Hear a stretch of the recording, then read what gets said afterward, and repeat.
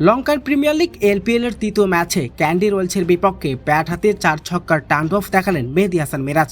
Bat হাতেই সুযোগ পেয়ে করলেন ইতিহাস। মাত্র 35 বলে 4টি ছক্কা ও 3টি চারের মার।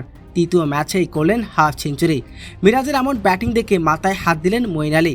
মিরাজ প্রতিপক্ষ বলারকে করেছেন দিশেহারা।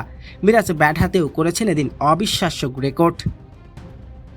টস জিতে প্রথমে ব্যাটিং করতে নেমেছেন গলস মার্ভেল। ব্যাটিং করতে নেমে রয়্যালসের বলারদের তোপের মুখে পড়ে যায় এবং 30 রানের মধ্যে 3 উইকেট হারিয়ে ফেলে গলস মার্ভেল। এরপর চতুর্থ নম্বরে ব্যাটিংয়ে নেমে শুরু থেকে আক্রমণাত্মক মেজাজে খেলেন মিরাজ। বিশেষ করে স্পিনারদের বিপক্ষে তার ডাফটে ব্যাটিং ক্যান্ডি রয়্যালসের বলারদের চাপে ফেলে দেন। বিশেষ করে স্পিনার মঈন আলীর 1 ওভারে টানা ছক্কা হাঁকিয়েছেন মিরাজ।